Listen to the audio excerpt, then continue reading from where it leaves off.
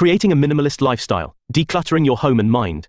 You know how sometimes life feels overwhelming, like you're drowning in stuff, commitments, and endless to-do lists. That's where minimalism comes in, but don't worry, I'm not here to tell you to throw away everything you own and live in an empty white room.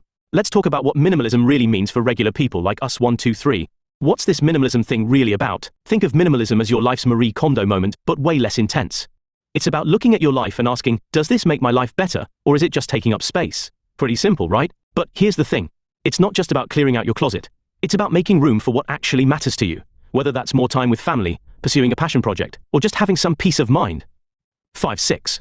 Think of minimalism as your guide to living with intention. It's rooted in some pretty thoughtful ideas about living mindfully and keeping things simple. 6, 7. When you start decluttering, whether it's your desk drawer or your digital life, you're actually creating space for more peace and productivity in your day-to-day life. Here's the cool thing. Research has shown that clearing out the clutter can actually make you feel better mentally and emotionally. 12, 13. It makes sense when you think about it. How many times have you felt stressed out just looking at a messy room?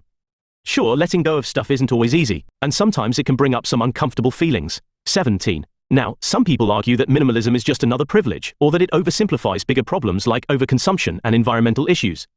Fair points. But at its heart, minimalism has really helped lots of people live more intentionally and sustainably, making it a pretty powerful movement for both personal growth and the greater good. 20. Getting started, baby steps to a simpler life. Let's be real, decluttering can feel like climbing Mount Everest when you're staring at a house full of stuff. 19. I've been there, and let me tell you, the secret is starting small. Maybe it's just one drawer today, or finally tackling that pile of papers that's been giving you the side eye for months. 2021. Here's what works for real people. Start with something easy. Seriously, don't begin with family photos. That's emotional territory we're not ready for yet. 20. Try the 1 in 1 out rule. It's like maintaining your weight, but for stuff. 8. Give yourself permission to keep things that truly matter to you. Minimalism isn't about living with nothing. 24. 25. The mental game, it's not just about stuff. Here's something nobody talks about enough. Clearing physical clutter often leads to mental clarity. It's like when you clean your desk and suddenly feel like you can think straight again. But on a bigger scale. 31. 32. Think about it. When was the last time you felt truly present and not overwhelmed by your to-do list, notifications, and that mental pile of should-dos?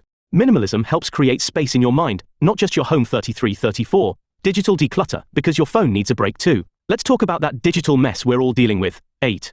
You know those 17,543 unread emails and countless apps you haven't opened since 2019? Yeah, they're cluttering up your digital life, just like that junk drawer in your kitchen. 35.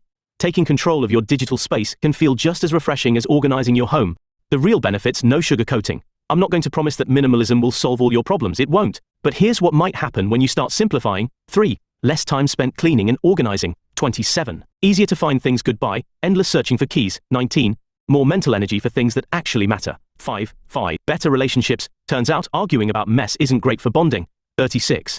A sense of control over your environment. Keeping it real, challenges you'll face. Let's be honest. This isn't always easy. You'll probably hit some roadblocks. 26. Emotional attachments to stuff. That t-shirt from college really holds memories. 6. Family members who don't share your vision and keep bringing more stuff home. The temptation to buy more things. Sales are still tempting. Finding time to declutter when life is already busy. 38. Making it last, the long game. The trick to making minimalism stick isn't about being perfect, it's about finding what works for you. 3. Maybe that means keeping your book collection, but simplifying everything else. Or maybe it means focusing on digital minimalism while maintaining a cozy, lived-in home. 8. The goal isn't to live with as little as possible, it's to live with just enough. 39. Enough to feel comfortable, enough to pursue your passions, enough to feel like home. Cultural impact, more than just a trend. You might have noticed minimalism popping up everywhere, from interior design to Instagram. 41, 42. While some of it can feel pretentious, those all-white rooms with a single plant. Not super practical, the core idea resonates with people for a reason. In a world that's constantly pushing us to want more, do more, and be more, choosing less can feel revolutionary. 44, 45. Final thoughts. Minimalism isn't about perfection, it's about intention. It's about creating space in your life for what matters most to you. Whether that means a major life overhaul or just cleaning out your junk drawer is up to you. Remember, the goal isn't to live with nothing, it's to live with what serves you. 15, 16. And sometimes that means keeping that tacky souvenir from your best friend because it makes you smile, even if it doesn't match your aesthetic. 44. Start small, be patient with yourself, and remember that any step toward simplifying is a step in the right direction. After all, we're all just trying to create a life that feels good to live in. 17, 18. Bonus Q as. Could you provide an overview of how minimalism has been practiced historically in different cultures, such as through feng shui in East Asia, or the concept of voluntary simplicity in Western traditions? How did these practices influence the relationship between physical space and mental clarity? Minimalism, as a lifestyle and philosophy, has deep historical roots in various cultures, each contributing unique perspectives on the relationship between physical space and mental clarity. Two prominent examples are feng shui in East Asia and the concept of voluntary simplicity in Western traditions. These practices have influenced how individuals perceive and interact with their environments, emphasizing harmony, balance, and intentional living. Feng shui in East Asia. Feng shui, an ancient Chinese practice dating back thousands of years, is rooted in the belief that the arrangement and orientation of physical spaces can influence the flow of energy, or qi, which directly impacts well-being and fortune. This philosophy emphasizes creating balance and harmony in living spaces by decluttering, maximizing natural light, and arranging furniture to allow for the free flow of energy. For example, East Asian cultures often favor low-to-the-ground furniture with clean lines, reflecting a minimalist aesthetic that aligns with feng shui principles. The practice also extends to architecture, where minimalism is integrated with the natural world, fostering a connection between humans and their surroundings. This approach not only enhances physical spaces, but also promotes mental clarity by reducing distractions and creating a sense of calm. The influence of feng shui extends beyond China, particularly in Japan, where Zen Buddhism has shaped minimalist aesthetics. Zen Buddhism, with its emphasis on meditation, intuition, and the appreciation of life's fleeting nature, has deeply influenced Japanese architecture and design. This spiritual foundation encourages the removal of excess and the cultivation of simplicity, which aligns with the broader principles of minimalism.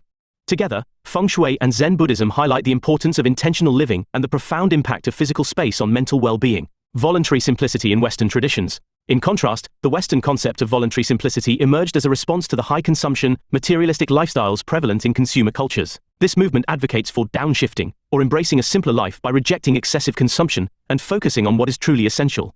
Voluntary simplicity is rooted in ethical and environmental concerns, recognizing that overconsumption degrades the planet and detracts from personal fulfillment. By reducing material possessions and prioritizing meaningful experiences, individuals practicing voluntary simplicity aim to achieve greater mental clarity and a deeper connection to their values. The voluntary simplicity movement has historical ties to earlier Western philosophies, such as Thoreau's Walden, which championed self-reliance and living in harmony with nature.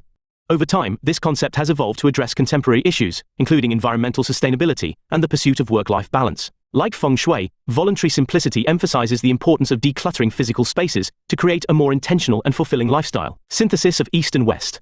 The integration of Eastern and Western minimalist practices has led to a broader understanding of how physical space influences mental clarity. Both traditions emphasize the importance of reducing excess, whether through the intentional arrangement of objects feng shui or the rejection of consumerism voluntary simplicity. This synthesis has contributed to the global popularity of minimalism, as seen in its adaptation to modern design, environmental concerns, and cultural shifts. Minimalism has been practiced historically in diverse ways, with feng shui in East Asia and voluntary simplicity in the West offering distinct yet complementary approaches.